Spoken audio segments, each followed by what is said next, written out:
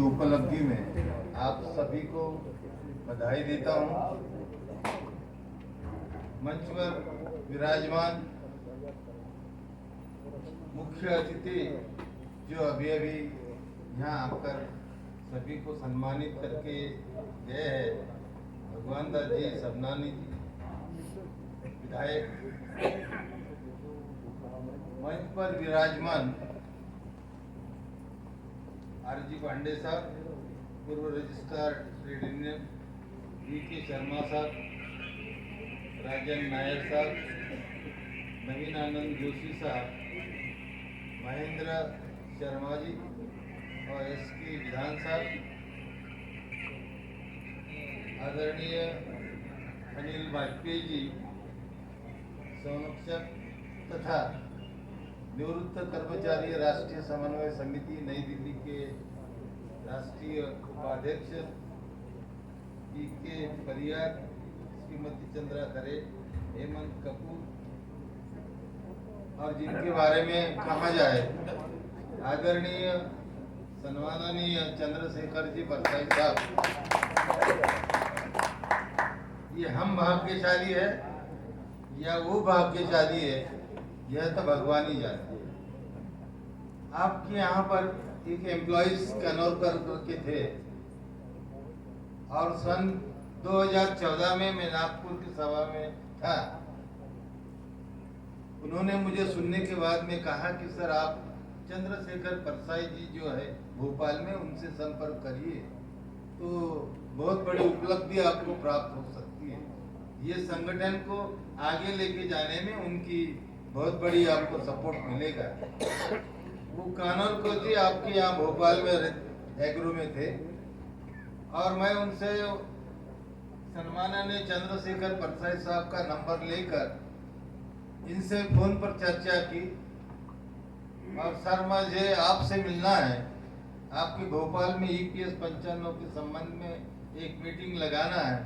तो उन्होंने तुरंत कुछ भी न करते हुए, जब भी आप आना चाहते हैं आपका स्वागत है और आप नहीं फोन करोगे तो हम आपको बुला लेंगे। इस प्रकार का डायलॉग हो गया। ये तो ऊपर वाले की मेहरबानी है कि वो मेरे छोटे भाई हैं। पूरे देश में employees pension scheme 1995 national coordination committee को पहुंचाने में बहुत ही इनका सहकार्य है, ये प्रमुख है। क्योंकि हमारी 14 में मुलाकात हुई, 15 में उनका अपॉइंटमेंट हुआ और 15 में उन्होंने पहली CWC लगाई, ये भोपाल में लगा। हमारे संगठन को सेंट्रल CWC का काम किस तरीके से, किस ढंग से किया जाता है, उसकी जानकारी भी यहीं से सभी को उपलब्ध करवा दी और सभी खर्चा सम्माननीय परसाई साहब ने किया। मैं उनको बहुत बहुत तहे दिल से उनका शुक्रिया अदा करता हूँ। उनको लंबी उम्र भी भगवान से लेने की दुआ करता हूँ। ये एक ऐसे जुझारू नेतृत्व है जो सबके लिए लड़ते हैं। सर आगे चलते हैं कि एम्प्लॉयज पेंशन स्कीम 4 प्रकार की। अभी आप बोलेंगे कि 4 प्रकार कहाँ से आगे भाई, पेंशन तो EPS पेंशन एक ही है। तो सर अभी तो 36 लाख जो है, जिनको 1 लाख के 1000 के नीचे की पेंशन है, उनके लिए भी हमें लड़ना है। 36 लाख जिनको 1000 के नीचे की पेंशन आती है। नंबर 2 के लिए समय निकाला, सर बहुत आभार। हमारे बीच में आदरणीय डोंगरे साहब जो यहाँ पर वर्धा से आए हुए हैं, और डोंगरे साहब को मैं इसलिए भी सलाम करता हूँ कि सर बहुत वरिष्ठ कॉमरेड हैं और सर के द्वारा लगातार दिल्ली स्तर पर जो प्रयास किए जा रहे हैं बहुत अनुकरणीय हैं। और इस तरह की शख्सियत हमारे बीच में आई, मैं उनका बहुत बहुत आभारी हूँ। मैं आभार व्यक्त करता हूँ चंदा खरे मैडम का और श्रीमती संजना रिछारिया मैडम का कि आपके यहाँ पर मंच पर आगमन से हमारे मंच की शोभा बढ़ी है। आपने अपना बहुमूल्य समय दिया है, मैं आप दोनों का भी बहुत बहुत आभारी हूँ। मैं आभारी हूँ आदरणीय वाजपेयी जी का, जिनकी छत्र छाया में ये संगठन फलवित हो रहा है और उनके विचारों से, उनके निर्देशन में आज जो भी हम उपलब्धियाँ हासिल कर पाए हैं, तो इस तरह वाजपेयी जी की छत्र छाया हमारे बीच में है और व्यक्तित्व उनका हम सबके लिए अनुकरणीय है। ऐसे व्यक्ति के द्वारा हमें समय दिया जाना हमारे लिए गौरव की बात है। तो मैं आदरणीय वाजपेयी साहब का भी बहुत बहुत आभारी हूँ। मैं बहुत बहुत आभारी हूँ हमारे संगठन के सर्वोपरि श्री परसाई साहब का, कि परसाई साहब की जो लगन है, परसाई साहब का काम करने का तरीका है, परसाई साहब का जो विजन है, मिशन है, ये सब काबिले तारीफ है। और बहुत बिरले कामरेड होते हैं जो इस तरह के कार्यक्रम को, इस तरह से संगठन को चलाते हैं। और उनके निर्देशन में ये जो कार्यक्रम आयोजित हुआ और हम सबको उनका मार्गदर्शन मिला, मैं उसके लिए भी उनका बहुत बहुत आभार व्यक्त करता हूँ। और आप सभी का भी बहुत बहुत आभारी हूँ कि आपने बाहर से आकर, और कुछ लोग इंदौर से आए हुए हैं, कुछ लोग रायसेन से आए हुए हैं, कुछ लोग सीहोर से आए हैं, कुछ राजगढ़ से आए हुए हैं, विदिशा से, पूरे मध्य प्रदेश से लोग आए हुए हैं। और मौसम भी थोड़ा सा विपरीत हो रहा है, तो इस समय आप लोगों का आना और पूरा दिन यहाँ पर अपना समय देना, इसके लिए भी मैं बहुत बहुत आभारी हूँ। और जाते जाते बस एक ही बात कहूँगा, जो आपके लिए हमेशा आपके लिए काम आएगी। खुशी से बीते हर दिन, खुशी से बीते हर दिन, रात एक सौगात हो। खुशी से बीते हर दिन, रात एक सौगात हो। जहाँ आप सबके कदम पड़े, वहाँ फूलों की बरसात हो। धन्यवाद। में इनसे मुलाकात हुई। इनके पहले नाम बहुत सुना था पर सम्मत नंबर को नहीं। जब से लगातार, जब हमने कहा भैया ईपीएस 95 क्या होता है, हमको तो एबीसीडी नहीं मालूम। हमको भी उस टाइम लगा था कि कहाँ बहुत मुश्किल है, पर मुश्किल ने उसको साकार कर दिया। आदरणीय परसाई साहब ने जो मेहनत करी, हम हो गई पेंशन से रिलेटेड, वो फोन लगाते हैं कमिश्नर साहब को, बोले साहब आपकी सुविधा से टाइम दे देना और 2-3 दिन में दे दोगे तो अच्छा रहेगा।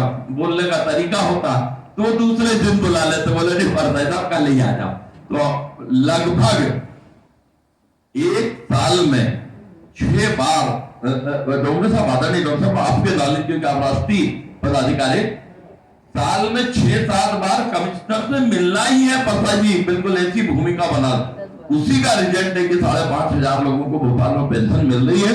क्या इसको बोलते हैं डायलॉग। अभी हम 10 दिन 12 दिन पहले शर्मा जी से मिले थे बॉस के नेतृत्व में, बढ़िया, उन्होंने तुरंत एक्शन लेके बोले परसाई जी अब अगली बार जब आओगे जब तक ये प्रॉब्लम सॉल्व मिलेगी, और उसके पहले ही पूरी सॉल्व हो गई।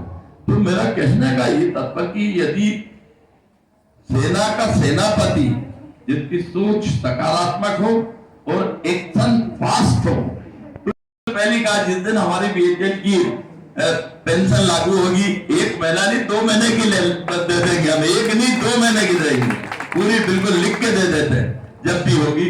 और हमारे कई साथी मेरे से कह रहे थे कि बोले मान लेता हूँ आप बोल सकते हो 1 महीने की जब हमारी बीएसएफ की हर पेंशन होगी, 1 महीने की 50 लोग मेरे को जितनी पेंशन आएगी दे देंगे। सम्मेलन में मंच पर आसीन श्री डोंगरे साहब,